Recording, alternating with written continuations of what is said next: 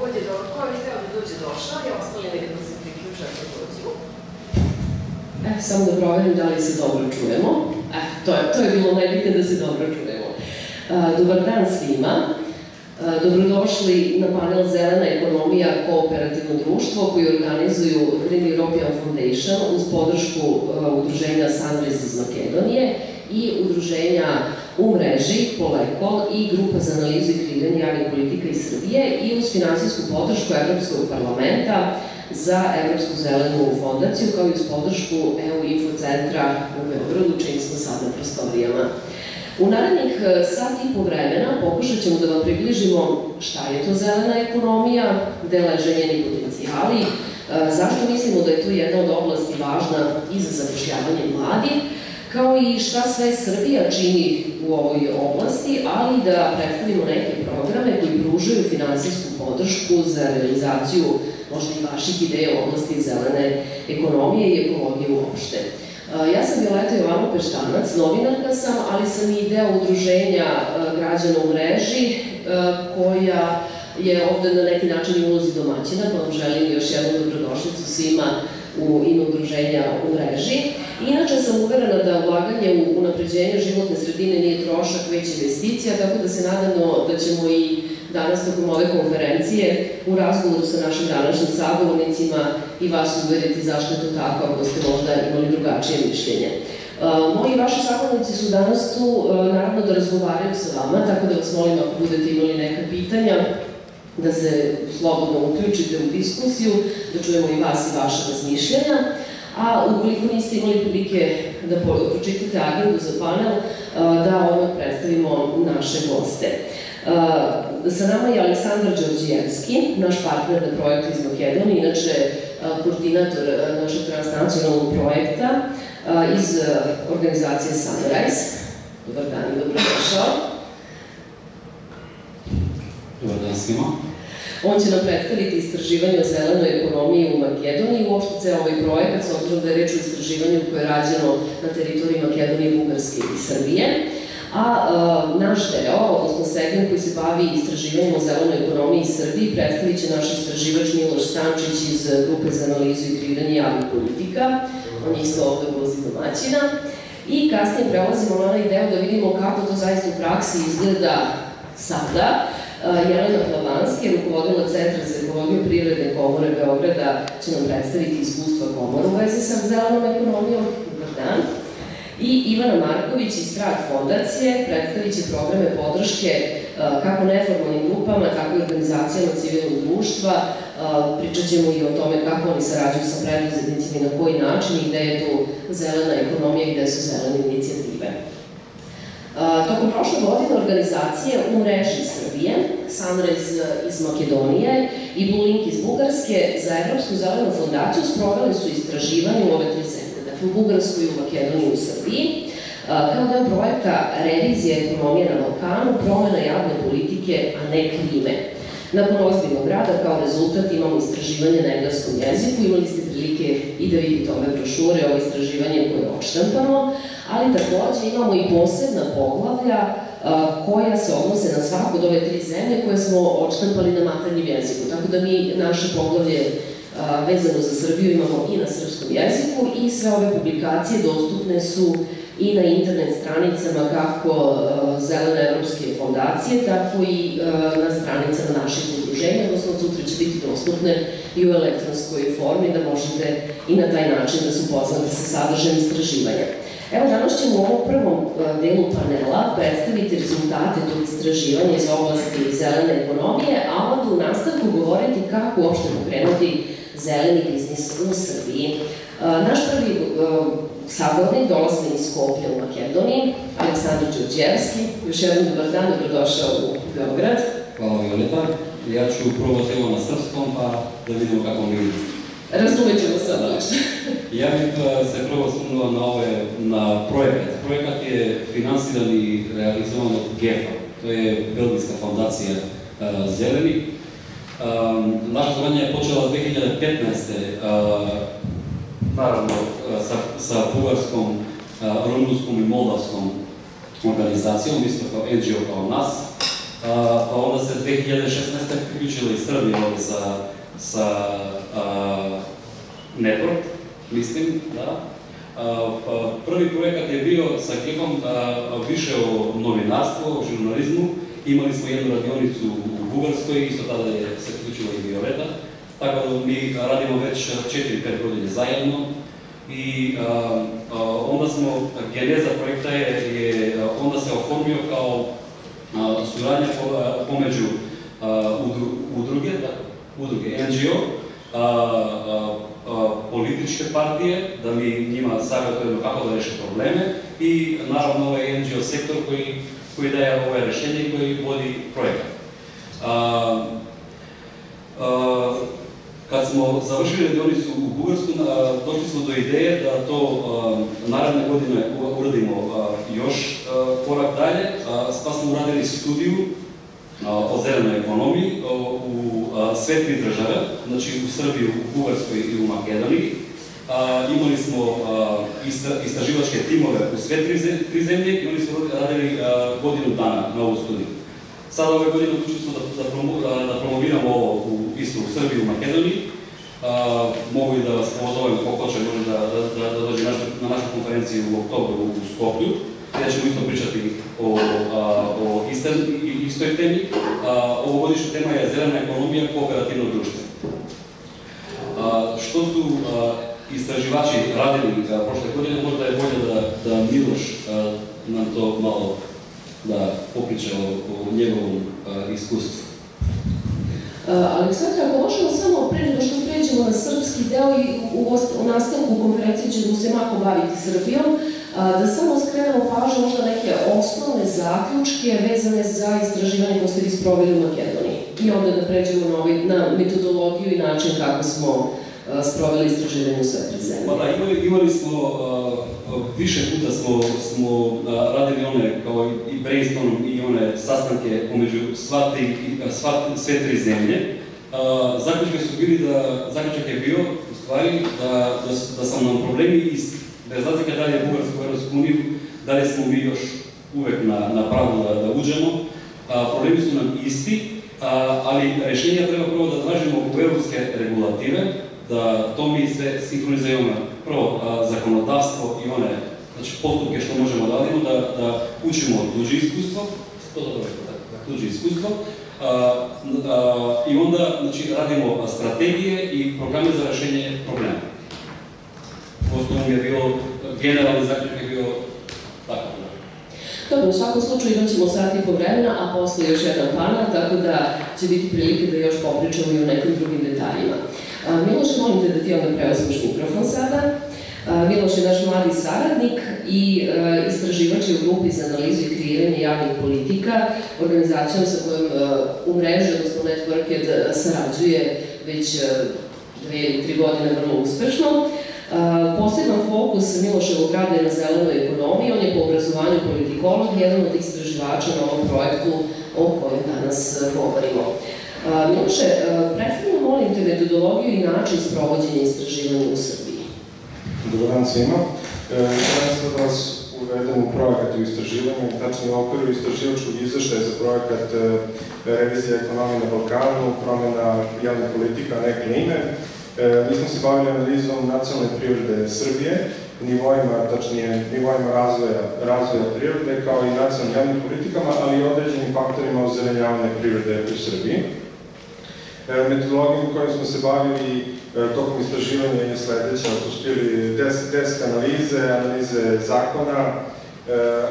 zakona, postojećih analize statistika, internet upitnik, intervjui sa različitim zainteresovanim stranama, fokus grupe, kao i konferencije jedna koja je održana prošle godine u Bugarskoj i Sofiji i jedna koja će biti organizovana u Makedoniji u oktobru mesecu.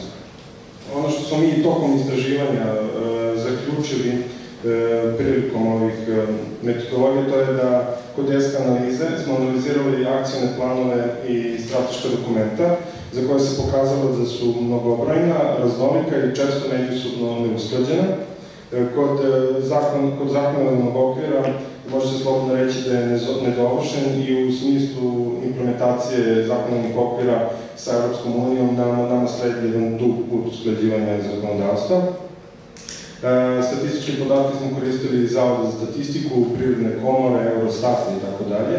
Internet upitnik je popunilo preko 100 ljudi, a na fokus grupama smo učestvovali članovi civilnog društva, političkih partija, kao i ljudi koji su pokrenuli neke zelene biznise.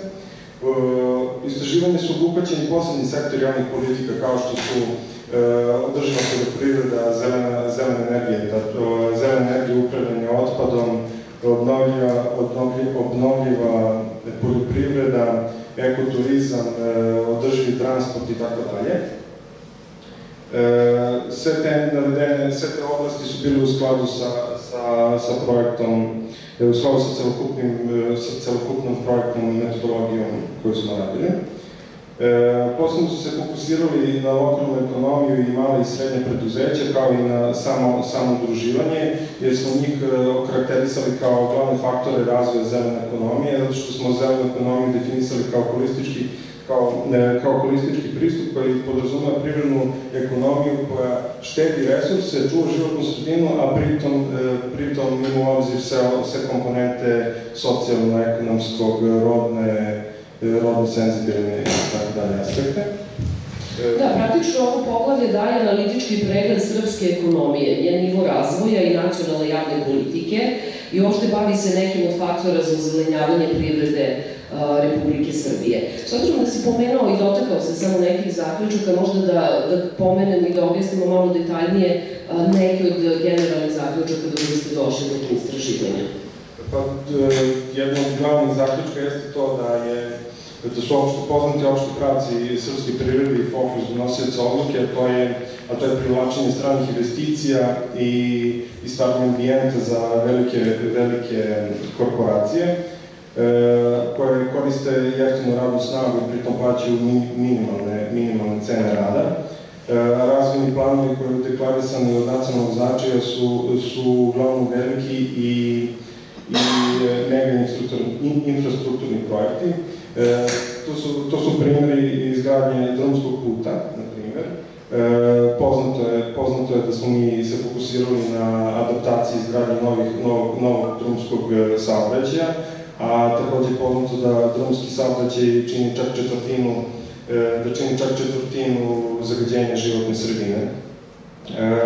Situacija na našim putevima nije zavidna, ali je primetan boljitak kako izgradnje novih, tako i adaptacije postojećih, ali je primetno, nažalost, da ne postoji interesovanje za razvojem zelenih vidova transporta. Da je to tako govori takođe i izveštaj Evropske komisije iz 2016. godine koji govori da u Srbiji je potrebno usvojiti zakonodavni okvir koji će obezbediti, omogućiti korišćenje čistih i energetski efikasnih vozila za drumski saobraćaj, kao i raspoređivanje infrastrukture za alternativna goriva. Takođe je poznat potencijal železnice Srbije. Podatak govori da je 6 miliona ljudi godišnje koristi železnicu Srbije, imajući u vidu da je brzina naše železnice prosječno 42 km/h, možete i sami da vidite koliki je potencijal razvoja železničkog saobraćaja. Takođe primetno i ukrupljivanje poljoprivrede kao i privatizacija prirodnih resursa.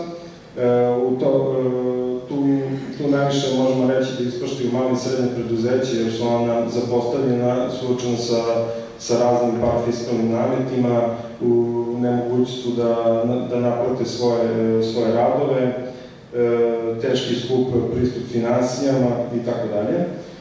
A dok preduzeća koje se u Srbiji bave zelenom ekonomijom nemaju nikakve sistemske podrške, iako oni pored rešavanja ekonomskog pitanja rešavaju mnoge druga pitanja. Procenjuje se da u Srbiji postoji između 20 i 30% neformalne ekonomije, tačnije sive ekonomije. Mislim da nije potrebno govoriti koji su loši uticaji sive ekonomije na razvoj ekonomije i privrede u Srbiji. U kombinaciji sa korupcijom sa korupcijom te dve osobine čine jedno od najvećih prepreka u razvoju fair ekonomije u Srbiji. Velika je nezaposlenost među mladima, čak 40% mladih ne radi, a četvrtina od tih 40% se niti bavi nekim obrazovanjem, niti obukom za zapošljavanje potencijalnih radnih mesta.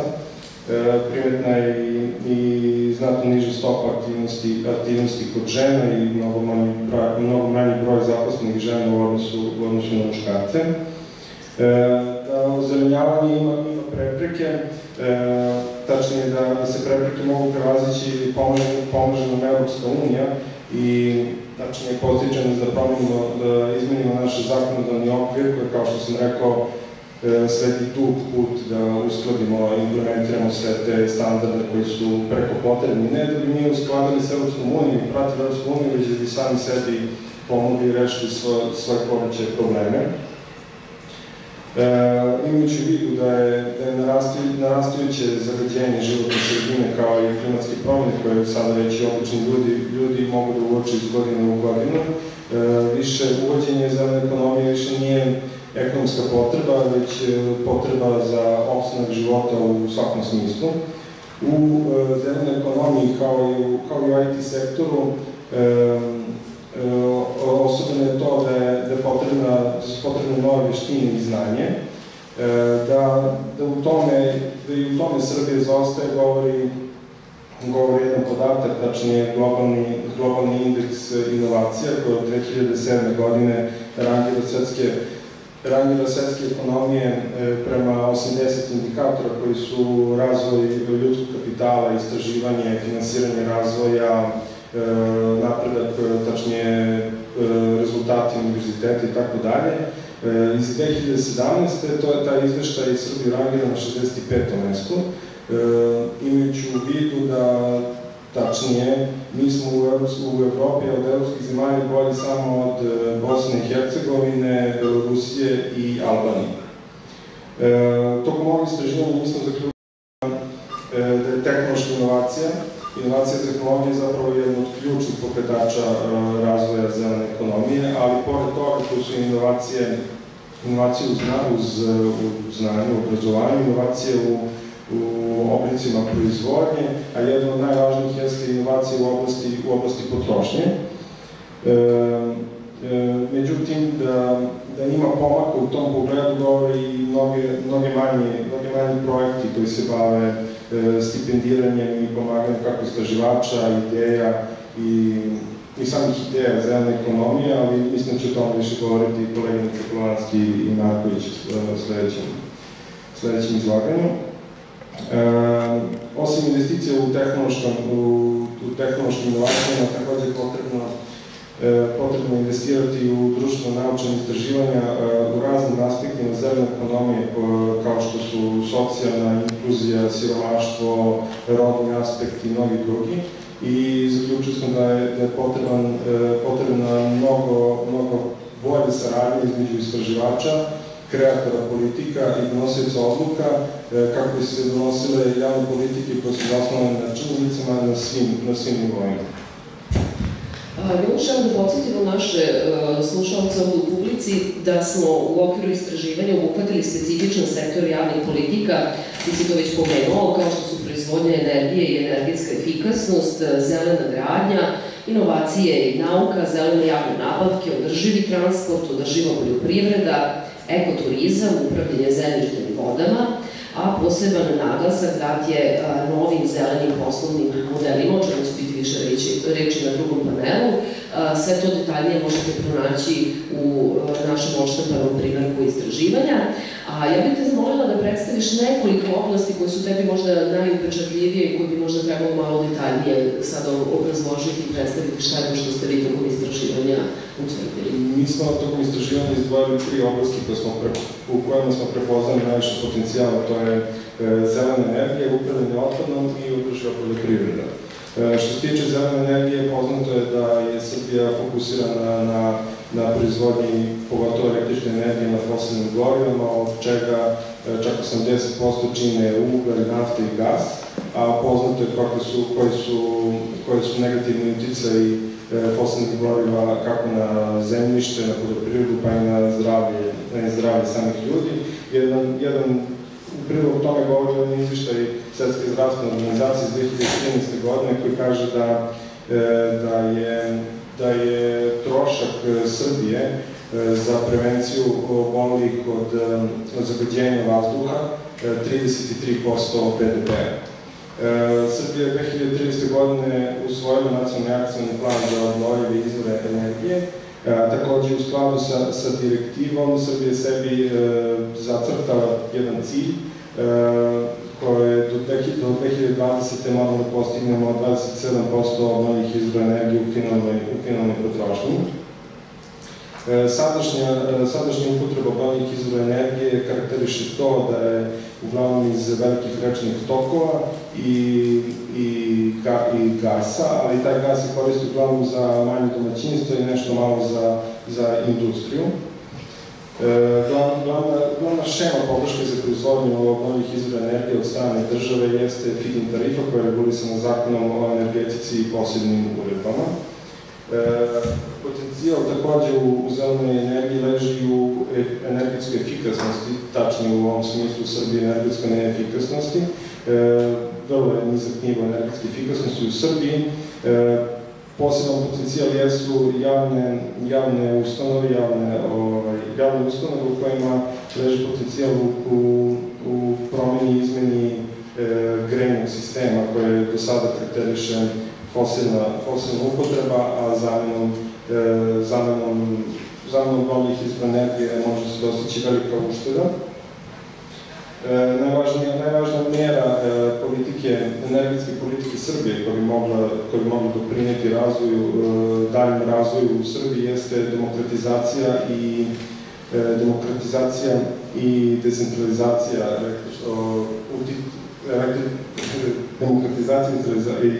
decentralizacija koje će omogućiti pojedinačnim domaćinstvima i zadrugama da uđu u tu trku na tržištu u što ravnopravnijem statusu, koje je sad u ovom ekonomskom sistemu apsolutno nemoguće. Druga oblast koju smo izvojili jeste upravljanje otpadom i takođe cirkularna ekonomija u Srbiji bi trebalo da krene od bottom-up pristupa. Prvi princip kružne ekonomije kaže da što je krug manji kako u aktivnom i geografskom smislu, to je rešenje profitabilnije i resursno efikasnije. U tom smislu u Srbiji trenutno velika preduzeća imaju više potencijala, organizacionih potencijala da se preokrenu, da pređu na cirkularnu ekonomiju, tačnije na možda reciklažu, upravljanje otpadom ili ponovnom upotrebom materijala, tačno sirovina, dok mala preduzeća su organizacionalno u nezavidnijem položaju, ali njih karakteriše prednost malih tržišta. Tačnije, one na svojim malim lokalnim tržištima lakše mogu da predstave svoj proizvod i da dođu do svog dela tržišta, a da pritom imajući u vidu da u tim malim preduzećima da je rad intenzivniji, postoje veća potražnja za radnom snagom i samim tim je i sam proces proizvodnje jako jeftiniji u odnosu na veliko preduzeće.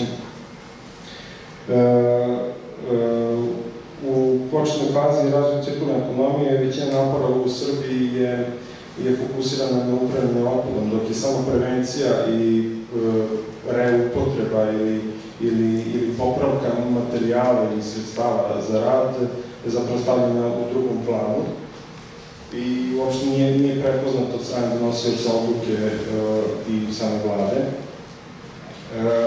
Poznato je da Srbija reciklira između 5 do 7% ambalažnog otpada, što je jako nisko i malo u odnosu na sve ostale evropske zemlje.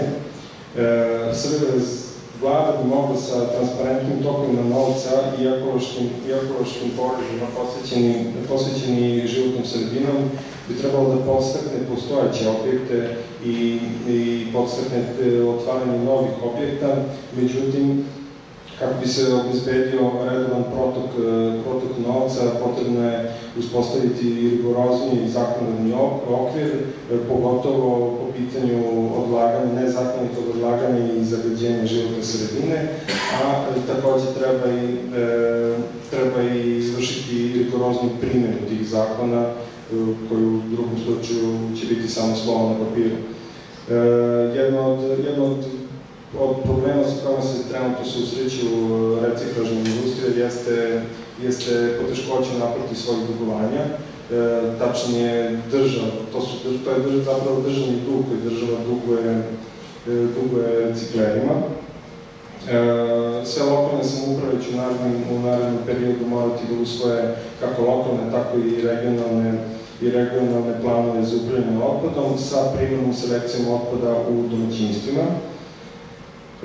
Reforma komunalnih usluga zahteva potpuno novi okvir, sistem kontrole institucije koje mogu da implementiraju sistem. Reforme u ovoj oblasti trebalo bi što pre implementirati kroz promjene kako zakonodavnih, tako i strateških dokumenta Republike Srbije. Danas najveći sakupljači sekundarne sirovine jesu zapravo neformalni sakupljači sirovine. Njih ima između 30 i 50 hiljada. Njihov rad nije regulisan u pravnom sistemu Srbije.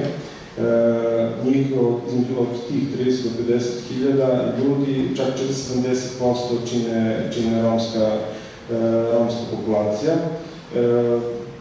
Da ne govorimo sa kakvim se socijalnim problemima, zdravstvenim i ostalim problemima oni susreću. Ono što su mi prepoznali kao način prevazilaženja takve neformalne sakupljene otpada jeste udruživanje. Udruživanje bi se pomoglo kako prikupljanje, udruživanje u zadruge. To bi pomoglo kako prikupljanje resursa, tako isto i vršenju usluga, tačnije lakše predstavljanje na tržištu. Te poteškoće ka realizaciji tog udruživanja u zadrugama lako je prevazići ukoliko postoji interes i zainteresovanost kako same vlasti, tako i nižih lokalnih vlasti, ne samo da promovišu udruživanje u zadrugu, već takođe da pomogu da se zapravo te partnerske odnosi zasnivaju na ravnomernoj raspodeli kako sredstava za prikupljanje, tako i materijalno pomaganje u tehnologiji, prikupljanja, samom procesu prikupljanja i tako dalje. Prema podacima Srbije, od čitavog ukupnog broja prikupljene PET ambalaže, čak 80% je prikupljeno od privatnog sektora, dok je 20% prikupljeno od javno-komunalnog preduzeća. A kada su u pitanju reciklaža kartona i papira, samo 1% od prikupljenog materijala jeste iz javnih komunalnih preduzeća. Mislim da nema potrebe da govorim koliko je potrebna čitava reforma, sistemska reforma javnih komunalnih preduzeća. Sledeća oblast o kojoj govorim je održiva poljoprivreda. Ruralno stanovništvo u Srbiji čini 40,6% ukupnog broja stanovništva. Od toga 3,44 miliona hektara je obradivo, tačnije poljoprivredno iskorišćeno, što čini 44% ukupne teritorije Srbije. To naravno sam na primjer samo da približim koji su potencijali trenutno u poljoprivredu u Srbiji. Budžetske izdvajanja za poljoprivredu u Srbiji su daleko ispod standarda i čak daleko ispod minimalnih izdvajanja zemalja Evropske unije. Srbija izdvaja oko 5%, tačnije oko 5% za poljoprivredu, dok zemlje Evropske unije izdvajaju između 8 i 16% svog budžeta. Takođe, potrebno reći da postoji 630 registrovanih poljoprivrednih gazdinstava u Srbiji, a 99,5% tih gazdinstava čine porodične farme. a od tih 631.000 preduzeća, tačnije poljoprivrednih gazdinstava, samo 17% vode žene. Uočene su poteškoće sa kojima se susreću male poljoprivredne farme, one su suočene sa mnogim izazovima, neke tačnije poteškoće pristupa stranim tržištima i ako oni dođu do tog tržišta, oni nisu konkurentni i gube trku na tržištu, suočavaju se sa naplatom svojih dugovanja kao i sva druga mala i srednja preduzeća. Takođe, ono što karakteriše te male poljoprivredne farme i gazdinstva jeste da nisu otporne i imune na vremenske nepogode i svedoci smo čestih poplava i tu najdeblji kraj izvlače oni ljudi koji se bave poljoprivredom, čije su zemljišta poplavljene, da ne govorim samo poplavljene i drugih vremenskih nepogoda. To nam dakle govori da Srbija mora da izdvoja ozbiljniju svotu ozbiljniju uznos od budžeta za adaptaciju, kako adaptaciju, tako i prevenciju od uticaja vremenskih nepogoda na ta gazdinstva. Takođe ta poljoprivredna gazdinstva, mala poljoprivredna gazdinstva karakteriše i nedostatak materijala, skupo đubrivo, nepostojanje internet konekcije, a znamo šta znači internet konekcija za traženje tržišta i kupca. Poznato je da mladi beže iz tih malih sredina. Sve to ide u prilog koliko je nerazvijena mala proizvodnja, poljoprivredna proizvodnja u Srbiji. Srbija ima velikog potencijala u organskoj proizvodnji, međutim, naravno, ne koristi ni približno svoje potencijale. Srbija ima potencijal koji se tiču jagodičastog voća, tradicionalnog voća, a sad u poslednje vreme postoji veliko interesovanje za organskom žitaricom i uljaricama.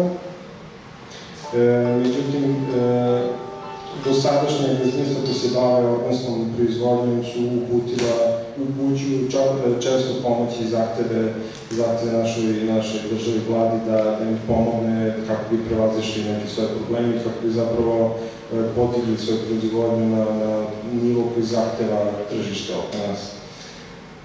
Da nije sve tako crno, govori jedan primjer koji bih ja naveo sada, to je selo Vrmđa koje se nalazi u blizini Sokobanje. U poslednjih godinu dana u selo Vrmđe su se osvanula čak 32 nova domaćinstva u kojima se primenjuje potpuno ekoarhitektura, ali u skladu sa tradicionalnom gradnjom. To selo Vrmđe u poslednjih godinu dana su naselili čak strane lice, ljudi kao što nemaju nikakve rodbinske odnose sa tim krajem, freelanceri, obrazovani, visoko obrazovani mladi ljudi i oni primenjuju sve što su zatekli u tom selu, tu ekoarhitekturu potkanu tradicionalnom gradnjom. Sve kuće su izgrađene ručno, na tradicionalan način. U selu Vrmđe čak i ne postoji, tačnije teško je kupiti robu za novac, jer ljudi uglavnom razmenjuju svoje viškove jedni sa drugima, čime rešavaju i ekonomsko pitanje i jednostavno se ujedinjuju u ekonomskom i socijalnom smislu. Selo Vrmđe je savršen primjer kako pristup zele ekonomije holistički može da pruži rešenje za mnogi problemi koji su istovremeno socijalni, ekološki i ekonomski. Ja bih ovde završio, samo bih naveo da Grupa za analizu kriminalnih politika će svakako nastaviti da se bavi promocijom kako takvih firmi, malih preduzeća i gazdinstava, ali i čitavom zelenom ekonomijom. Danas smo iz tog razloga okupili vas da zajedno sarađujemo na tome. Hvala.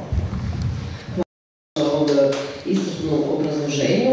nije bilo lako, s obzirom da mi imamo još mnogo više informacija o svemu tome istraživanjima, ali hteli smo između ostalog da osim onoga šta smo mi to utvrdili istraživanjem, čujemo i kako to zaista funkcioniše u praksi. Pa između ostalih, sa nama je danas tu Jelena Plavanski, rukovodila Centra za ekologiju u Privrednoj komori Beograda. Kako sam ja na nekoliko mesta uspela da pronađem, svojim radom Jelena Plavanski želi da doprinese kreiranju povoljnog i održivog ekosistema kroz nacionalno i međunarodno povezivanje i saradnju, i to je sve ono što je zajedničko i sa našom inicijativom, i zato se i radujemo što je odvojila vreme i za razgovor sa nama kako bi svoje veliko iskustvo podelila sa nama. Dobar dan, dobrodošli još jednom. Dobar dan, hvala na pozivu. Vaše oblasti ekspertize su prilično široke, ali potpuno u skladu sa današnjom temom i možete puno da nam pomognete u davanju odgovora na brojna pitanja. Tu su i ekologija, i finansijski menadžment, inovacije, klimatske promene, mala i srednja preduzeća, preduzetništvo, reciklaža, zaštita životne sredine. Znamo da ste imali dosta iskustva u razvijenju ekosistema za ulaganje u inovacije, start-upove, istraživanje i razvoj, potičete saradnju između nauke i biznisa. Tako da je sve to nekako i povezano i možda ne bi bilo loše na početku da predstavimo kako uopšte sve to funkcioniše sada, pošto smo u Beogradu, s obzirom da ste u Privrednoj komori Beograda, kako to funkcioniše u praksi? Eto, čuli ste donekle nešto od rezultata iz našeg istraživanja. Iskreno sad kad sam čula sve to, ja sam se malo zbunila, ali moguće da sam svuda.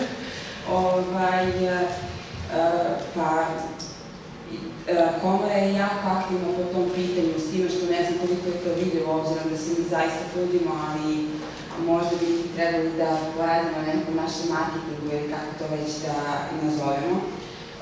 Pored toga što, ja bih rekla, zašto sam ja sve to čisto da znate zašto se ovdje pojavila i zašto sam mi kolegi zvale. Pored mog angažovanja u komori, ja sam prisutna i na globalnom nivou, znači globalnim mrežama koje se bave transferom tehnologija i start-up ekosistemom, i to je s preduzetništvom. I upravo iz tog razloga je nekako sve djeluje tako različito, u stvari sve je tako povezano. Tako da što se tiče komorskog dijela, kako da vam kažem, dugo sam tu, dugo sam u tome, dugo pratim ovu oblast. Centar je u stvari Centar za ekologiju, inovacije i transfer tehnologije, zato sam morala da pratim sve to. Vi imate otprilike zahtjeve privrede koja je svjesna da u stvari moraju da razmišljaju na zeleni način, koji su spremni da podijele, da promijeni svoj biznis model. Jer u stvari to negdje iziskuje i finansijske izdatke, na kraju u smislu da mijenjate kompletan sistem.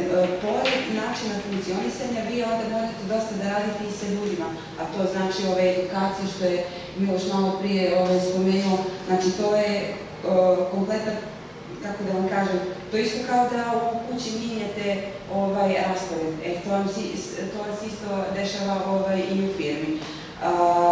Naravno, postojale su inicijative i upiti od strane privrede kako bi oni mogli to da nešto sredi kod sebe, ali nažalost jedan dobar dio njih sve to gleda negdje kao trošak. Još uvijek nisu svjesni šta oni dobijaju prelaskom na taj zeleni model poslovanja. Dok imate ovamo velike sisteme koji tekako su svjesni zelene ekonomije i tih zelenih momenta koji moraju da budu prisutni u njihovim poslovanjima.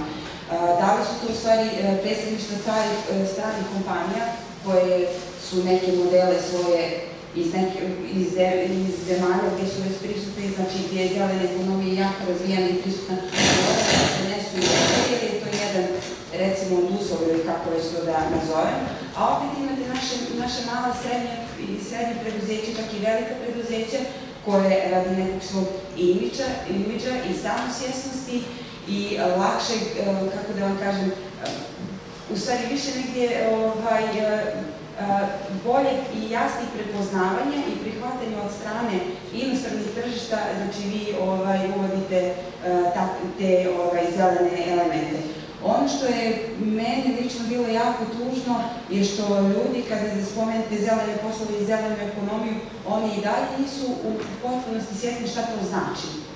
Upravo tako, s obzirom da se ovaj panel snima i da će od sutra biti dostupan i na YouTube-u široj javnosti, možda nije uopšte na odmet da kažemo tačno šta je to zelena ekonomija, da ne bude da mi sad pričamo o nečemu što je onako vrlo abstraktno, a zapravo je svuda tu oko nas. Da. Zelena ekonomija, ja sam baš prije nego što sam došla na panel, gledala sam šta tu sve postoji na internetu i koju definiciju da uzmemo, to je koju bi definiciju, čiju definiciju bi mogla da kažem, ovdje ja reću svoju, kako sam ja to negdje shvatila. Zelena ekonomija kao tako, u stvari, to je kompletna ekonomija. Znači, kompletna industrija ima veze s tim, kao što je Miloš spomenuo. Tu su na sve oblasti, građevina, energetika, upravljanje otpadom, saobraćaj, turizam, apsolutno sve. To je samo, znači, ekonomija koja u svoje elemente poslovanja ubacuje, to jest malo više vodi računa o emisiji štetnih gasova, o upravljanju otpadom i o svim tim elementima koji imaju veze sa tim. Tako da, u suštini nije to teško, ali vi ako od starta, naprijed kao preduzetnik, pošto će koleginica kasnije reći šta oni rade, ako vi od starta negdje, to je savjet za nove firme, i opet nešto kroz neko moje iskustvo, pošto dosta radim sa njima, ako od starta postavite sve te stvari kako treba, onda je to nekako to je prirodan proces i nemate uopšte da razmišljate o tome da li nešto morate da mijenjate, naravno uvijek morate da nadograđujete kao što nadograđujete sebe, ali kad morate da mijenjate neke drugi sistemi, to je... Jer, znate, nisam sigurna koliko je u našim udžbenicima negdje kad smo svi mi učili, kad smo bili na fakultetu i sam pojam zelene ekonomije bio prisutan, pa i onda kad su se postavljali svi ti sistemi, koliko je to nekako bilo u stvari nama interesantno i koliko su imali potrebe za tim. A što se tiče udruživanja, da, svakako, u Beogradu je pod pokroviteljstvom Svjetske zdravstvene organizacije prije neku godinu organizovana bila zadruga svih zadruga koja je imala, čiji je cilj bio da udruži neformalne sakupljače otpada. Međutim, ta zadruga se ugasila, a imala je jako je lijepo bila osmišljena. I zašto je u stvari isto drugi primjer zašto je jako bitno da se ljudi udružuju. Prije par mjeseci naša dijaspora u Njemačkoj je organizovala događaj kako bi se vidjelo na koji način srpska privreda može da iskoristi potencijale, to jest svoje dijaspore. I vi imate jako, naprijed kad je poljoprivreda u pitanju, vi imate jako puno malih proizvođača koji možda imaju dobre ideje, dobre rješenje, dobar proizvod,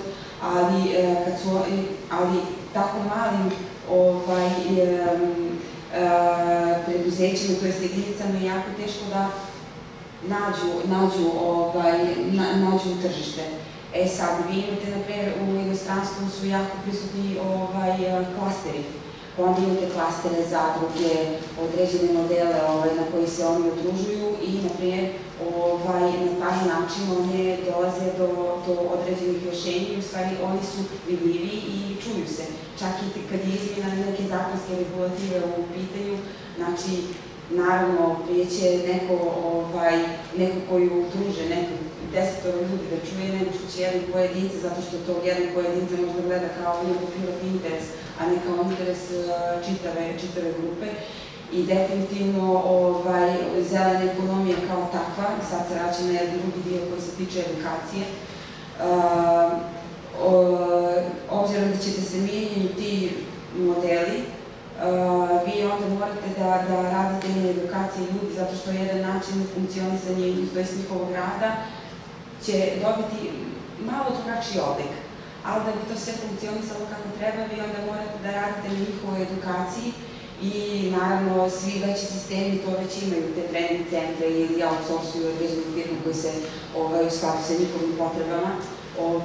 rade određenu edukaciju, tako da je to jedan jedan od elementa koji je jako bitan.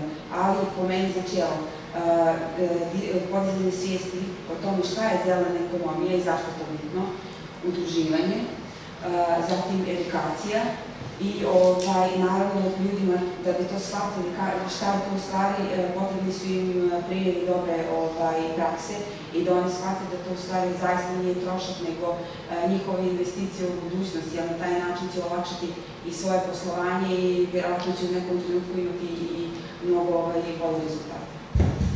S obzirom da je jedna od ideja nas kada smo kreirali agendu za današnju konferenciju bio i taj da pokušamo ljudima da predstavimo kako uopšte pokrenuti zeleni biznis u Srbiji, s obzirom da postoji ono uverenje da u našoj zemlji ništa nije tako lako, kako uopšte to izgleda u praksi. Kod vas, na primjer, u Beogradu, kažete, dolazili su privrednici, da li zakonska regulativa olakšava, omogućava, postoji neki podsticaj, kako to u praksi zaista izgleda? Evo, sad ću vam reći generalnu priču, zato što baš sam ove nedelje imala jako puno sastanaka vezano za to. Vi imate, na fakultetima, nažalost, nemate dovoljno prisutne programe, to jest predmete koji se tiču preduzetništva. Ljudi, kako je neko rekao prije neki dan, ja kad izađem sa fakulteta, ja sam dalje student, imam student modusa. Znači, otprilike ti si dalje negdje u nekoj teoriji, ali šta se dešava u realnom svijetu, u stvari u realnom biznisu, ti ne znaš. Imala sam sreću da prethodnih mjesec dana pričam sa kolegama iz Kine, Izraela i iz Turske, gdje su oni rekli šta i kako rade. Znači, vi svuda na njihovim fakultetima imate te predmete koji se tiču preduzetništva. Znači, vi na taj način možete da vidite tačno kod nekog da li on ima neki preduzetnički duh ili nema. Ako ima, šta je to neophodno da se radi, kakva vrsta edukacije ili treninga je potrebno da se radi sa tom osobom. Sad, što se tiče Srbije, Beograda, kako god, mi smo negdje tu krenuli sa tim dualnim obrazovanjem i sa GIZ-om smo radili na istraživanju i ja mislim da je Privredna komora Srbije izdala priručnik koji je, ali za srednje škole. Sad je u izradi zakon o dualnom obrazovanju i tako dalje, iskreno se nadam da to neće biti mrtvo slovo na papiru. Onda, s druge strane, vi imate ljude koji se ozbiljno bave inovacijama, start-upovima i tako dalje. Isto sam juče imala i prekjuče sastanak sa njima, gdje vi imate ljude koji imaju fenomenalne ideje, možda čak i zelene ideje, a ima dosta zelenih ideja, ali oni su negdje, kako da vam kažem, oni imaju ideju, sve su odradili, sačuvali su, zaštitili su patent, onda su odradili su sve to, ali oni dalje ne znaju kako da prebace na tržište, kako da komercijalizuju. I upravo iz tog razloga vi opet imate potrebu za edukacijom. I opet vi morate da radite na dopuni tog nekog tima, jer oni imaju dobru ideju, imaju, što bi investitori rekli, imaju nit i vidite kod njih da oni mogu to da izguraju, ali opet im treba neko ko zna kako ti biznis procesi funkcionišu. S druge strane, što se tiče podrške finansijske, ona je tu, a nije tu. 1000 puta smo skrenuli pažnju našim kolegama da prilikom kreiranja određenih konkursa vode računa o tome koja je realna situacija, koja su realne potrebe. Vi možete da dovedete eksperta sa strane iz bilo koje zemlje, ali svaki ekosistem ima svoju priču. Tako da situacija ovdje, situacija u Mađarskoj, Hrvatskoj ili gdje nije ista. Čak i u Makedoniji je ista, ali opet različita. Jer uvijek postoje neki elementi koji su različiti. Tako da imate, na primjer, fond za inovacijonu djelatnost, imali ste poziv Ministarstva zaštite životne sredine vezano za klimatske promjene, onda imate Razvojnu agenciju Srbije imate, eto, Trag fondaciju, imate Climate Kick, imate razne te neke programe, ali određeni programi bi trebali definitivno, znači da prilikom njihovog kreiranja da se vode računa o realnom stanju stvari. Jer nam se dosta puta desilo da ljudi nakon što se završi taj konkurs dođu i kažu pa znate kako, mi bismo se prijavili i mi smo sve to skupili, ali mi nemamo te uslove. Vi ne možete da očekujete da neko malo ili srednje preduzeće kod nas ima ne znam koliku zaradu ili da je ne znam da zarađuju milione. Malo je njih, ali zato da biste podstakli ove druge koji imaju potencijala, morate da vodite računa o tome. Kad su inovacije u pitanju, pošto sam hajko mišljena za Svjetski investicioni forum Biznis Anđela, gdje radim sa investitorima, znači moja misija je ovdje da dovedemo investicije i da naše mlade ljudi koji imaju te preduzetničke ideje i te start-upove zadržimo ovdje, pošto dosta njih upravo zbog finansijske situacije idu vani, jer tamo dobijaju sredstva za početak svog biznisa. Mi smo im dali neke smjernice kako bi to trebalo da funkcioniše. Očekuje nas puno posla, zato što ćemo vidjeti kako će ti alternativni izvori finansiranja ovdje kod nas biti prisutni, ali činjenica je da su ljudi počeli da shvataju malo više, da imamo veliku potrebu za tim i počeli su da razmijenjaju informacije, ali uopšte su nekako držali sve sami za sebe, pa iako je nešto negdje, naprimjer, meni lično nije bilo interesantno, možda je nekom bilo interesantno, potrebno i korisno. Tako da, vidit ćemo. Ako neko uopšte razmišlja o pokretanju bilo kakvog posla, bilo kakvog zelenog biznisa, šta je to što i kakvu vrstu podrške zapravo može da dobije kod vas u Privrednoj komori Beograda kada razmišlja uopšte o početku? Da li može čak i neke inicijalne informacije od toga gde može da dobije finansijsku podršku, na koji način može da radi analizu tržišta i šta je to sve što vi možete da im pružite na samom početku? Da, naravno, mi to uveliko radimo, tako da iskreno naša želja je da ljudi zaista nas vide kao i instituciju koja može biti od koristi. Svaki dan mi imamo nekog u komori koji ima potrebu da pokrene svoj biznis i tako dođu na konsultacije kod nas. Mi ne dajemo finansijska sredstva, ali definitivno i sama ta informacija nekad mnogo više znači nego bilo koji novac. Tako da svakako kogod ima interes, potrebu i želju da započne neki zeleni biznis, slobodno može da nam se javi. Ako ja nešto ne znam, znam ko zna, tu imamo jako dobar tim, evo i ovdje svako, naprijed kolege iz Gajba i oni su jako informisani, iskusni u tome, tako da definitivno neka se jave. Mi ćemo uraditi sve što je u našoj moći, kažem, mi ne dajemo nikakva finansijska sredstva, ali znamo gdje mogu da se jave i šta može da se uradi. Zato znamo mi ko daje finansijska sredstva, pa je zato tu između ostalo i Ivana Marković iz Trag fondacije. Ivana je inače više od 12 godina angažovana u Trag fondaciji kao menadžerka programa donacija.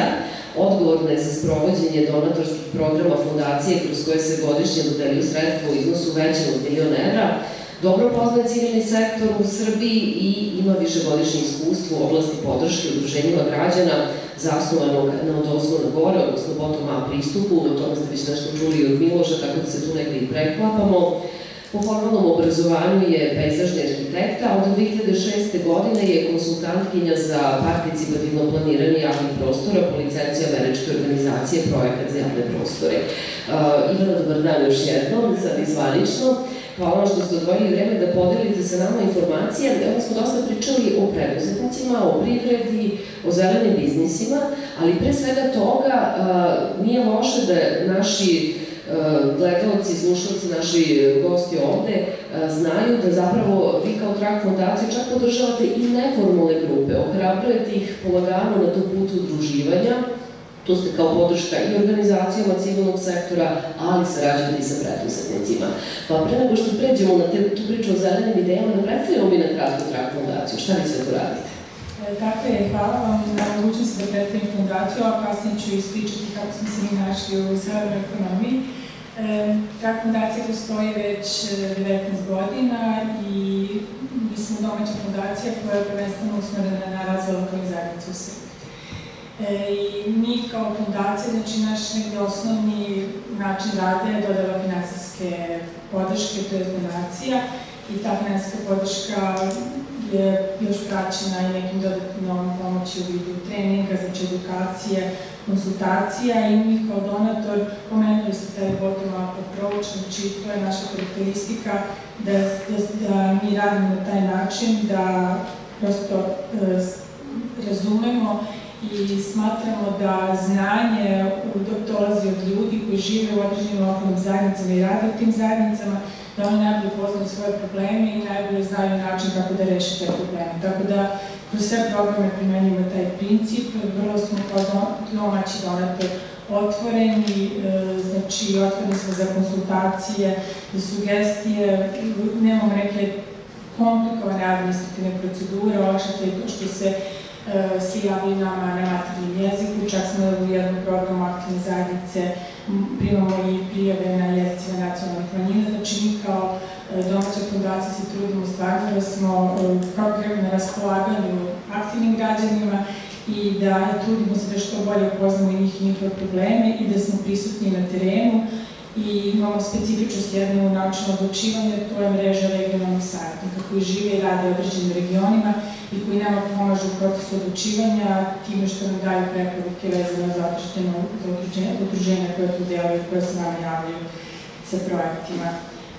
Imamo dosta programa, donacija, najprepoznatljiviji program aktivne zajednice i to je zapravo program koji je namenjen i neformalnim grupama, kako ste vi pomenuli. Znači, naš fokus je na udruženjima građana i na udruženim građanima kroz neformalne grupe i kroz taj program dodeljujemo donacije od 350.000 dinara, vrlo je široko postavljen, znači tematski nije ograničen, podržavamo sve moguće teme ideje, ali nam je prosto važno da ideja dođe od grupe i zajednice i da se vidi prosto prepoznavanje problema i da se vidi njihova motivisanost da rade sa celom zajednicom na rešavanju tog problema. Pored toga imamo još nekoliko programa, znači usmereni smo na razvoj filantropije, kako na promociji filantropije na nacionalnom nivou, tako i na podršci udruženjima građana da prosto prikupljaju sredstva na lokalnom nivou, da se stimulišu i pojedinci, kompanije i male srednje preduzeće da doniraju, znači za udruženja, ali prosto i za razvoj zajednica koje ne deluju. Pritom pomažemo organizacije koje zastupaju za određene promene u propisima, zakonima i podržavamo i imamo jedan veliki program gde na nivou regiona podržavamo udruženja koje se bave zaštitom žena i promocijom ženskih prava.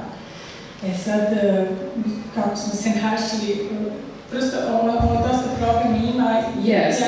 Imate puno programa, sve to možete naći naravno i na sajtu Trak fondacije, ali nas najviše trenutno zanimaju programi zelenih ideja. To je nešto čime se bavite već neko vreme, imate čak i dobre rezultate, pa možda eto da predstavimo taj program za ovu godinu završeno, tako, ali prosto da vidimo kakvi su nam rezultati do sada i otkud uopšte sada u zaštiti životne sredine i uopšte zelenim idejama. U zaštiti životne sredine smo već dugo i ranije smo imali jednu inicijativu koja se upravo odnosila na rešavanje problema divljih deponija i rad sa sakupljačima o kojima smo i čuli problemu, to smo čuli na ovom panelu, ali ovaj program koji se zove Filantropija za zelene ideje zapravo je jedna regionalna inicijativa, jedan pokret na nivou regiona, koji u stvari inicijator je naš donator, Fondacija braće Rockefeller.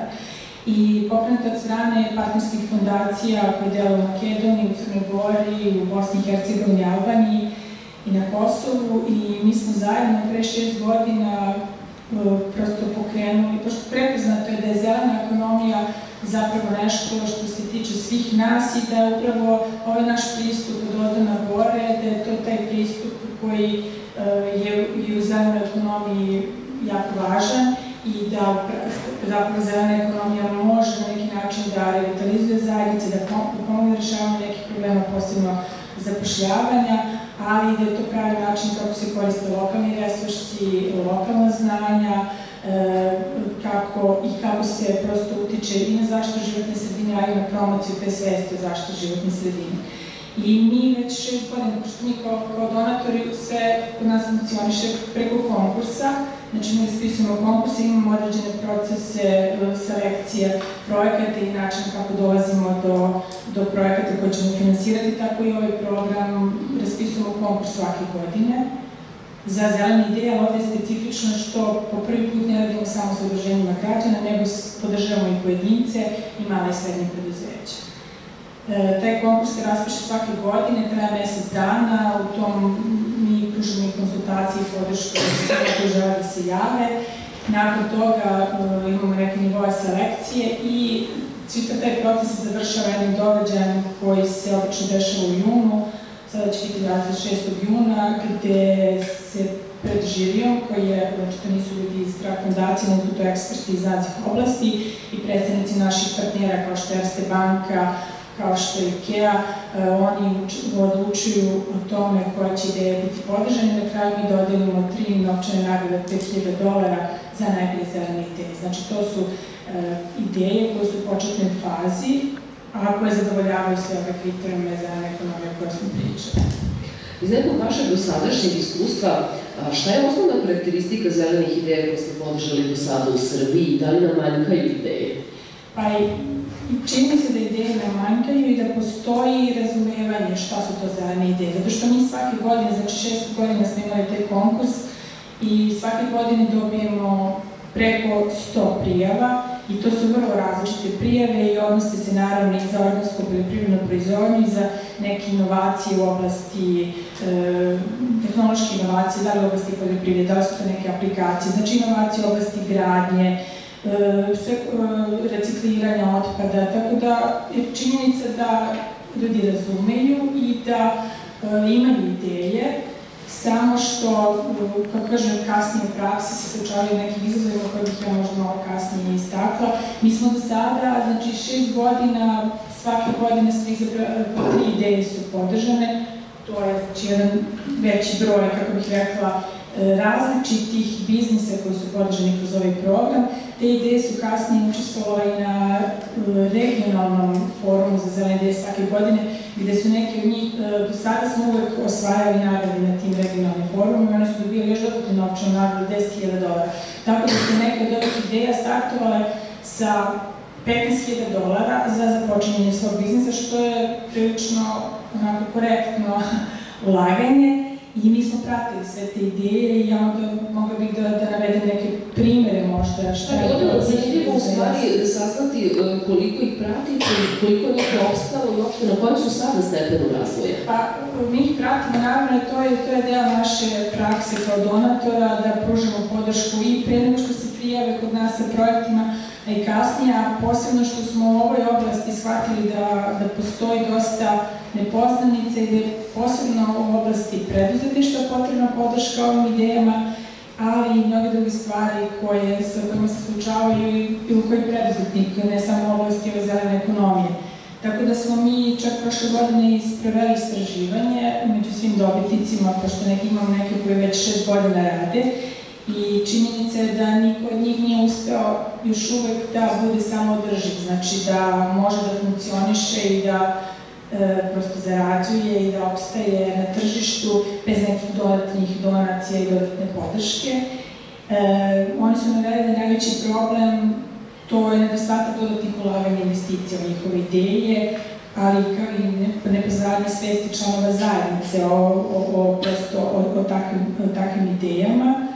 I prepoznali su da najviše mogu da prinesu podizanju svesti zajednice i porastu korišćenja lokalnih resursa, ali ne uspevaju na većem nivou da utiču na problem zapošljavanja. Prosto, kroz te male projekte, uglavnom su to bile porodične neka firme i uspevali su da zaposle 1 do 2 osobe, a ostalo su bili ljudi koji su bili zaposlene na sezonskim tim radovima.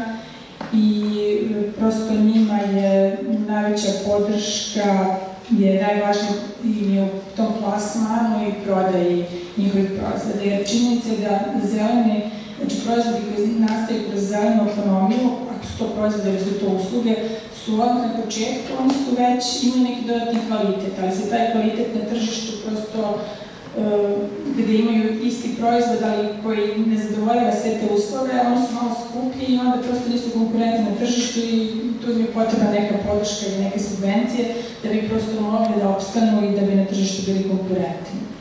To su neki problemi, izazovi sa kojima se suočavaju i mi dalje radimo sa njima. Mi smo pre 2 godine uveli i dodatnu edukaciju za sve naše pobednike, to je s pomoć Erste banke, da im oni konsultanti Erste banke pomažu da malo detaljnije razviju taj finansijski plan, prosto da bi bili svesni šta su to ulaganja i na koji način prosto da opstanu na tržištu, pomažu im malo i u plasmanu proizvoda. Ali nama je, pored te poslovne komponente, jako važna i ta komponenta tog društvenog uticaja koje sve ove ideje imaju, tako da i to je teško zadovoljiti u ovakvim idejima, znači treba da zadovoljite i ovaj biznis deo, a s druge strane i da imate društveni uticaj na celu zajednicu, tako da vrlo je teško. Sve je to stvari povezano i zato je jako važno umrežavanje i to je jedan od razloga zašto smo sve vas ovde okupili iz različitih sektora da pokušamo da nekako malo široj javnosti u Srbiji predstavimo sve ove probleme sa kojima se ljudi koji razmišljaju o zelenim idejama suočavaju i da možda eventualno izvršioci odluka na nivou Beograda, pa i cele države, što nam je mnogo bitnije, prosto utičemo nekako na njih, na promenu, da krenu više da razmišljaju, da olakšaju posao i početak svim ljudima koji razmišljaju o počinjenju zelenog posla. Da damo malo reči publici, da vidimo da li neko možda ima neko pitanje za naše goste. Samo da, evo, organizovat ćemo se, ja ću ići sa mikrofonom do gore, pa ćemo da vidimo da rešimo i taj, da ne bude da samo mi pričamo, nego prosto da i vas malo iniciramo. Izvolite, predstavite nas i kažete se za ove pitanje. Ja sam Natalija Denić iz Zelene stranke, inače sam pisac i publicist i razmišljamo o zelenom preduzetništvu. Htjela bih da pitam gospođu iz Privredne komore. Skoro je bila vest u medijima da je, na primjer, država preko noći promenila regulativu u tom smislu da su u okolini Novog Sada neke njive, pre 3 dana njive, bukvalno odjednom postale tretirane kao građevinsko zemljište, čime se naravno ne znam koliko puta tačno povećao porez koji sada ti poljoprivrednici treba da plaćaju. I sad recimo ako neko uđe u zeleni biznis, ali na primjer u privredu, kako je obezbeđen i kako je siguran da se tako nešto recimo neće desiti? Ili kako da reši taj problem ako se on dogodi tako iznenada? Jer to je opet veliki deo plana, da li će se neko baviti takvim poslom sutra ili ne. Hvala na pitanju. Iskreno, nažalost, kod nas nema iznenađenja, tako nam je okruženje, ali mislim da nisam kompetentna osoba, ja pošto iskreno ne bavim se baš tim stvarima, već nekim drugim dijelom, ne znam, možda negdje, ja bih mogla da pitam nekog ko možda odlučuje ili tako dalje, ali ja lično ne znam i stvarno ne bih htjela da dajem odgovor na nešto na što ne znam odgovor i zašto nisam kompetentna. Htela sam da pitam gospodina koji predstavlja projekat. Selo Vrmđa se pominje veoma često kao najbolji, najlepši primer. Ja sam između ostalog i na fakultetu i naš profesor Pavle Rananov je radio studiju o tom selu. Zašto je on u stvari jedno jedino? I kako ljudi koji tamo konstantno žive, recimo, izlaze na kraj sa onim drugim problemima koji su tipični za Srbiju, a to je nedostatak putne infrastrukture, nestajanje interneta, vode i takve stvari, ali pre svega zašto je to selo zaista jedini primer tjelesta u Srbiji. Hvala. Hvala na pitanju. Nažalost, mi se nadamo da to selo neće biti jedino, da neće ostati samo na njemu. Mislim da je problem zašto to selo nije upoznata šira javnost, možda ovde neko čak i čuo ovde, ali šira javnost ne verujem, je to zapravo potrebne promocije tog sela. Mi smo ovom publikacijom, mi smo ga i publikaciju istraživanju naveli. To je način da mi možemo da prinesemo promociji. Mislim, nismo bavili potpuno detaljno svim aspektima života u tom selu, samo smo naveli te neke primere, ali planiramo dalje da istražimo, planiramo čak i neke, nazovemo, stručne ekskurzije i posete tom selu, tako da tada ćemo se više upoznati i lično sa tim. Da li ima još neki pitanje? Ja nisam dodala ovu vezi sa Vrbasom posto se ovdje pričati o komuni. Mislim, to i jeste komuna, tako da, mislim, zašto ne treba više ima tih malih komuna po Srbiji, sad se više i više, ali prosto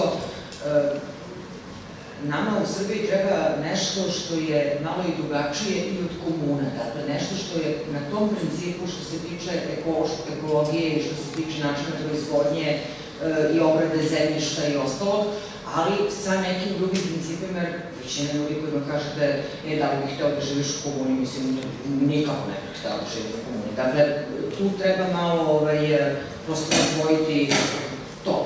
Svakako to je jedan od primjera, naravno možda se razgrađuje i menja, ali to je jedan od primjera kako mogu da funkcioniš u stvari mimo ovog standardnog komercijalnog ekonomskog sistema. Ja isto želim, Svima Marković iz Organizacije za političku ekologiju Polekol. Ja bih samo dodala, dakle, ovo selo o kome govorimo jeste primjer za nekakvu ekološku održivost, odnosno ekološki aspekt održivosti. Ali kapital zapravo koji je došao u to selo je došao iz različitih drugih delatnosti kojima se ljudi bave tamo. Dakle, ne govorimo o, kako bih rekla, autohtonoj sada komuni, dakle, to su ljudi koji su sa izuzetno dobrim socijalnim pozicijama došli u selo, otkupili po jako jeftinoj ceni infrastrukturu postojeću koja jeste skromna, ali dakle, prosto to jeste jedan primjer ekološke održivosti, ali ja ne mogu da očekujem da zaista cijela Srbija se pretvori u mini komune za, ne znam, IT freelancere. Dakle, to nije neki održiv zaista način ruralnog razvoja. Hvala Ivo što se podelila za nama i to razmišljenje. Znači, naše istraživanje, između ostalog, je samo početna tačka za sve one koji žele dalje da nastave da proučavaju, da se bave ovom temom, koji žele dalje da se bave istraživanjima, da daju svoj doprinos razvoju zelene ekonomije, a jedan od koncepata je zapravo udruživanje. Kod nas je to na teritoriji, pa iz Makedonije i Srbije, i tekako postalo ranijih godina, to je to neko zadrugarstvo, kooperacija, o tome ćemo pričati na drugom panelu. Da vidimo da li ima možda još neko pitanje. Izvolite. Dobar dan. Više u stvari neka vrsta reportinga koju bih ja sa svima vama podelila, pošto sam upravo završio forum na francusko-balkanski. I ja sam Mijana Nestorović, ja sam živim u Parizu, ali sam osnovala asocijaciju koja se zove Autobu, koja upravo ima za cilj da poveže lokalne aktere pod tim podrazumenom i nevladin sektor, i organizacije vlade, odnosno institucije, opštine, i naravno i individue, znači svi mogu ući u taj paket da bi se povezalo, znači po pitanju, kao klaster po principu projekta. Ali ne samo Srbije, nego celog regiona. Zato što, da bismo dobili investitore, znači u tom sektoru koji je poprilično komplikovan, jer ima i velikih igrača koji u stvari hoće da investiraju na veliko, neće da investiraju na jednu vrnču, nego hoće da ima više vrnči, da bi oni dobili uopšte, da bi to bilo za njih investicija, dobra investicija. I reporting, zašto kažem? Zato što na forumu su se došle do promene. Ja sam organizovala isto, pomagala pri organizaciji tog eventa i očekivala sam naravno da neće biti puno igrača iz ove oblasti održivih sustainability, ali se došlo je do promene. Znači, prvo su se pojavili neki konsultanti koji hoće da rade te manje projekte, znači ne samo projekte koji su veliki. Pojavili su se naravno i nekakvi ljudi koji se rade solarne energiju, koji rade recimo solarne centrale, ne nuklearne, nego centrale velike, znači što je interesantno za industriju ovde. Znači, već počinje u stvari od strane Francuza koji nisu mnogo prisutni na ovom tržištu, hoću da kažem tradicionalno, to nije nacija koja je mnogo i direktnom kontaktu sa nama, znači to se ipak nešto dešava. Tako da eto, ako prosto da kažem da jeste te, mislim, in the difficulty lies the opportunity, ja sam potpuno ubeđena, znači vrlo je moguće napraviti vrlo dobre, konkretne klaster projekte i na tome ću ja upravo raditi. Eto tako. Hvala što ste podelili vaše iskustvo, to zapravo i jeste ideja da prosto saznamo da li u Srbiji postoji još ljudi koji razmišljaju na isti način, zato mi radimo sa kolegama iz regiona, iz Makedonije, iz Bugarske, pokušavamo da se približimo vrlo praktično toj Evropskoj uniji koju i dalje kao država težimo i na kraju krajeva kao zemlji kandidati i Makedonija i Srbija. Evo imamo ovde još pitanja. Izvolite. Hvala, ja sam Zoran Mitrović ispred neformalne mreže ekoloških udruženja regiona Srema, znači okupljamo oko 60 udruženja, zovemo se Zelena iskra. 2011. godine smo predali predlog projekta Vlade Srbije koji se bazirao na oživljavanju srpskih sela. Napravljena je strategija u kojoj je bilo potrebno 2 do 4 godine da se oživi 200 sela. Tako je formirano 12 ciklusa.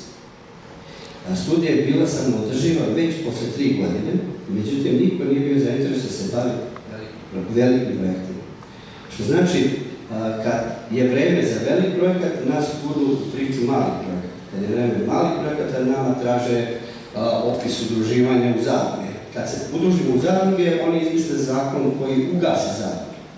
Znači, mene više interesuje kome recimo treba da se obratimo za direktno ovu vrstu kontakata u Vladi Srbije, pošto je očito da na ovim panelima koje mi redovno posećujemo, stalno se susrećemo sa sponsorima, donatorima u malim okvirima, kao što je Trag fondacija. Oni pomažu malim organizacijama koje su u nekoj početnoj fazi pokretanja neke alternativnog rešenja finansiranja. Projekti koji su globalni veliki zahtevaju dugi niz godina istraživanja. Ta istraživanja su vrlo interesantne, oni govore kako nestaju sela, govore nam kako nestaju zadruge, govore nam kako nestaju mali ljudi iz zemlje i govore nam ko to radi. Te studije, verujte mi, nisu ni malo lepe i vrlo su negativne za uopšte institucije koje se time bave, jer se verovatno ne stižu da se bave. Pa mi interesuje kome možemo da se obratimo za tu vrstu mentorstva, saradnje, praktične primjene. Pričamo o dualnom obrazovanju, znači u 2011. godine smo ponudili sistem koji predviđa praktičnu primjenu teoretskog istraživanja i izučavanja redovnih nastavnih predmeta. Faktički, to je sada dualno obrazovanje. Nekada, dok sam ja bio mlad, to se zvalo domaćinstvo. Znači sve smo mi to imali, sve smo mi to uništavali i sad ponovo dolazimo u opciju da ponovo to pokrećemo. Pa nas interesuje koliko tih krugova ima. Hvala što ste podelili vaše razmišljenje sa nama. Ne znam da li možda neko iz komorskog sistema može, ajde probajte, Jelena, da nam pomognete. Da, nakon, na primjer, ovog njemačko-srpskog dijaloga gdje je bila uključena dijaspora, bilo je takvih pitanja i naravno šta smo mi uradili. Sad se nadam da će na kraju biti pozitivnih rezultata. Dobro je što ste se već udružili, jer vi ste napravili prvi korak. Vi imate, evo moj savjet kao nekog iz komorskog sistema, jer gledam stvari iz tog ugla. Naprijed nama su ljudi iz Bajine Bašte, u stvari iz onog dijela, oni su se zajedno okupili i poslali su inicijativu da prije komori, našem udruženju za poljoprivredu, pošto se konkretno to ticalo poljoprivrede, zato što komora od prije par mjeseci, možda godinu dana, ne znam, sad tačno slagaću vas, mi imamo, znači, odjeljenje koje, bukvalno njihova funkcija je i uloga da kad nam stigne inicijativa od nekog, oni direktno, znači, kontaktiraju određeno ministarstvo, vladu, kako god. Tako da vi slobodno možete uzeti u stvari ja ću vam dati mail adresu gdje biste mogli da pošaljete tu inicijativu. Kakav će rezultat da bude, ja zaista ne mogu da garantujem, mogu samo da vas uputim na njih. I ako je poljoprivreda u pitanju, znači vi možete naravno da se obratite ministarstvu koje može i ne mora, ne znam stvarno kako oni funkcionišu, da vam se da vam odgovore. Ali čini mi se da vlada Vojvodine, pošto ste tamo, da oni jako vode računa o poljoprivredi. Mislim da su mnogo aktivniji možda u odnosu na neke druge regione u Srbiji. Tako da svakako ćemo vam ostaviti i e-mail adresu, pa kontakte da vidimo šta i kako može da se radi, vi ste sad to na brzaka ispričali, ali opet pozadina je neka druga i znate kako su investicije u pitanju. Svakome je svoja investicija velika. Tako da sve zavisi kako neko drugi vidi na tu investiciju koja je velika ili mala. A u suštini svaka investicija je, svaki projekat je veliki i priča za sebe. I ja bih se samo isto vratila prije sam htjela da se javim na vašu priču vezano za preduzetništvo. Statistika je pokazala sledeće. Ok, super, date mi nekom pare za pokretanje biznisa 10-15 hiljada evra i ti biznisi, te početne ideje uglavnom umu, nažalost. I upravo iz tog razloga se opet vraćamo na tu edukaciju koja je neophodna, jer pored, ok, vi imate saradnju sa bankom, ali nije sve u finansijama. Vi morate da vidite kako taj čovjek razmišlja, kako su mu odluke, da li on umije uopšte da donese odluke, kako, mislim, znate kako, nije to uopšte komplikovano, to je vrlo jednostavna stvar, ali jako je dobro, evo šta mi radimo, znači mi pratimo kako se ljudi razvijaju, pa opet vi imate onda neko koji će u nekom trenutku da kaže ok, to si dobro uradio, samo nastavi, opet imate neko koji će da kaže ne, ti bi trebalo da uradiš to i to, jer svaki početak je težak, naravno, ali vi ne rešavate ništa time što ste vi nekom dali pare. Vi ste dali pare, oni možda napravili neki štek ili, ne znam, potrošili na nešto na što nije trebalo da potroši pare. Vi opet negdje tu morate da povežete to sa nekom edukacijom, mentoringom, kako god. Mi imamo jako dobre i hubove i akceleratore i ne znam, imamo ljudi koji su jako iskusni u tome. Tako da razmišljate negdje u tom pravcu, jer super je to fenomenalno, to je kao mali bingo, ali nije to rešenje. Hvala što ste podelili sa nama informacije, ali ste vi još nešto dodali u ime Trag fondacije kao za kraj? Ja nisam stigla da kažem da ipak.